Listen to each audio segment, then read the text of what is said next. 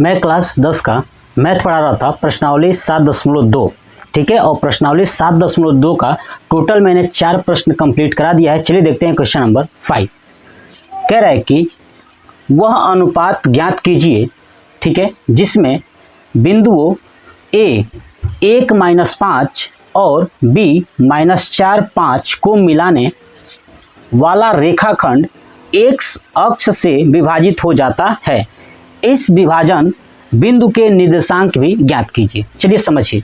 देखिए दो बिंदु हैं A और B। तो देखिए ये है हमारे पास A और ये एक रेखा, ये है हमारा बिंदु B, ठीक है। तो जो A है ना, उसका जो निर्देशांक है वो 1-5 है, यानी 1, -5, ठीक है। और जो B है ना, उसका निर्देशांक है -4, 5, ठीक है। अब जो ये दोनों बिंदु है ना, इसको जो मिलाने वाली रेखाखंड है ना, जो मिलाने वाली रेखाखंड है, ये X अक्ष से विभाजित हो जाती है। इसका मतलब कि इस पे कहीं ना कहीं एक बिंदु है जो X अक्ष है। तो X अक्ष देखिए ध्यान से, ये है X अक्ष।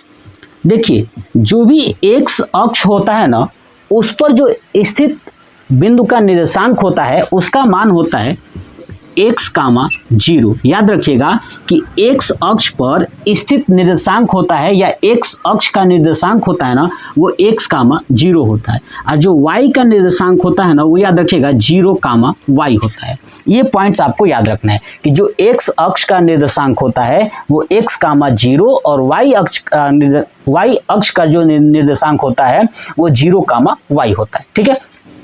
तब ये जो है x अक्ष है, इसलिए यहाँ पर जो निर्देशांक होगा वो x, 0 होगा। बात समझ में आ गया? ठीक है, समझिए। तो अब लिखूंगा क्या कि x अक्ष का निर्देशांक है ना, x अक्ष का निर्देशांक क्या होगा आपका x, 0। यही x अक्ष वाला ना, ये a और b का क्या है, A और B का ये विभाजन बिंदु है। क्या है ये? विभाजन है, यानी A और B को ये बांट देता है। कौन? ये X अक्ष वाला, ठीक है। चलिए तो अब देखिएगा, समझिएगा ध्यान से, ठीक है। अब ये X अक्ष का निर्देशांक मैंने लिख दिया x, 0। अब यह दो बिंदु है A और B, तो लिखूंगा बिंदु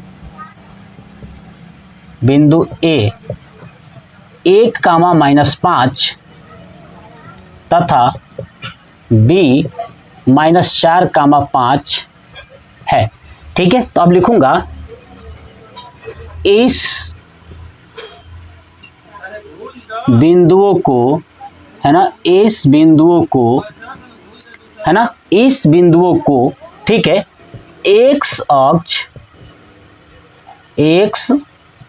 अक्ष विभाजित करता है। क्या करता है?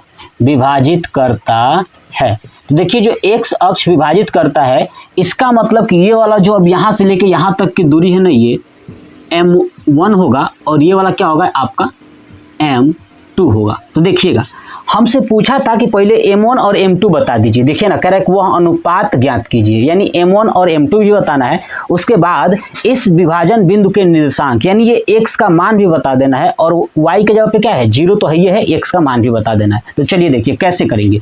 पहले विभाजन हो रहा है ना, क्या हो रहा है? विभाजन हो रहा है। तो आप देखिए फार्मूला क्या होता है, X बराबर M1x2 प्लस M2x1 बटे M1 प्लस M2। देखिए x का मान कितना है, आप देखोगे x का मान ये बीच वाला है ना, ये क्या है x। ऐसे ही देखोगे x1 का मान कितना है, आप देखिए x1 का मान कितना है, ये x1, ये y1। x1 का मान है 1। ऐसे ही x2 का मान कितना है, आप देखोगे ये x1, ये x2 -4 है, तो यहाँ पे लिख दूंगा -4। अब यहाँ पे रख दूंगा इस फार्मूले में x के जगह पे क्या रखना है, x। देखिए x बराबर क्या हो जाएगा M1, तो रखूंगा M1।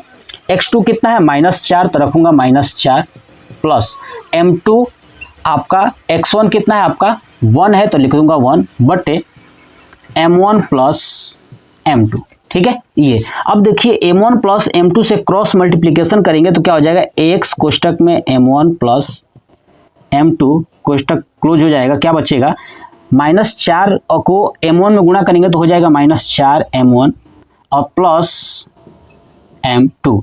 ये हो जाएगा समीकरण 1। क्या मान लिया इसको? समीकरण 1, क्योंकि अब इसके आगे सॉल्व ही नहीं कर पाएंगे, ये ऐसे ही रह देता हूँ। चलिए अब आते हैं y वाले पे। तो y बताइए, y बराबर क्या होगा? m1y2 प्लस m2y1 बटे m1 प्लस m2। तो देखिए y का मान कितना है आपका? ये 0 है तो 0। y1 कितना है आपका? तो देखिए -5 है। और y2 कितना है आपका? तो यहाँ पे 5 है। ठीक है, ये अब रख दूंगा। तो देखिए 0 बराबर m1, y2 कितना है? 5 है, तो m1 गुणे 5 प्लस m2, फिर y1 कितना है? -5, ये रख दिया, अपान m1 प्लस m2। देखिए m1 प्लस m2 ये 0 में जब मल्टीप्लाई होगा तो पूरा वैल्यू हो जाएगी 0, यानी हो जाएगा 0 बराबर 5m1 और ये -5m2। अब देखिए ये -5m2 को दूसरे साइड लेके आएंगे, या 5m1 को दूसरे साइड लेके आएंगे। ठीक है, तो क्या हो जाएगा? एक तरफ का ऐसे बच जाएगा, 5m1 बराबर 5m2 ये बनेगा। अब देखिए 5 से 5 कैंसिल हो गया, तो क्या बचा?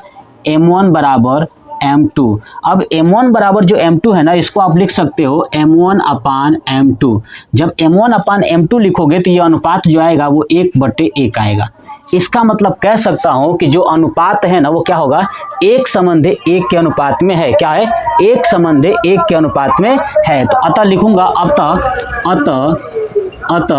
है ना, अतः यह 1:1 के अनुपात में है ना, अनुपात में विभाजित है ना, विभाजित है ना, लिख दूंगा। अतः यह 1:1 के अनुपात में विभाजित है। ये हमसे पूछा था कि अनुपात बताइए, तो हमने अनुपात निकाल दिया। ठीक है, अब देखिए जो ये m1 का मान 1 आया है, m2 का मान 1 आया है ना, इस m1 और m2 का मान अगर समीकरण 1 में रख दिया जाएगा तो x का मान आ जाएगा, जो हमसे लास्ट में कहा भी था कि इस विभाजन बिंदु के निर्देशांक भी ज्ञात कीजिए। यही ना ये है विभाजन बिंदु a और b का, तो इसका निर्देशांक भी ज्ञात हो जाएगा। तो चलिए आप इसका स्क्रीनशॉट ले लीजिए। हो गया।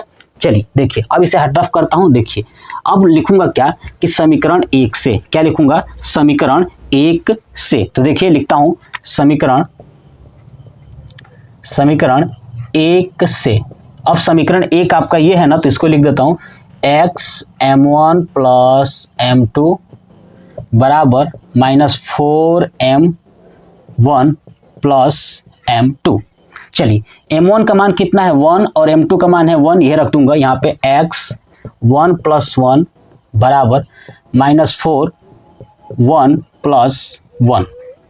ठीक है, देखिए अब देखिए 1 1 2 हो जाएगा, तो ये हो जाएगा 2x बराबर ये -4 है ना, -4 + 1, तो यानी 2x बराबर -4 + 1 यानी -3। तो x बराबर हो जाएगा -3/2। क्या आ जाएगा? -3/2। तो अब बताइए x का मान आ गया, यहाँ पे x का मान रख दूंगा तो ये हो जाएगा विभाजन बिंदु का निर्देशांक। तो लिखूंगा अतः विभाजन बिंदु का निर्देशांक है ना, विभाजन बिंदु का निर्देशांक क्या हो जाएगा? -3/2, क्योंकि x के जगह पे क्या रखेंगे? -3/2 कामा 0 है ना, 0 है। ये हो जाएगा हमारा आंसर। बस यही हमसे पूछा था कि भैया अनुपात बता दीजिए, उसके बाद उस विभाजन बिंदु का निर्देशांक भी बता दीजिए। तो कैसे करना है मैंने आपको समझाया, आप इसे कॉपी पे नोट कर लीजिएगा, स्क्रीनशॉट ले लीजिए पहले। ठीक है, तो आप मुझे बताइएगा कमेंट करके कि आपको ये कैसा लगा। जय हिंद।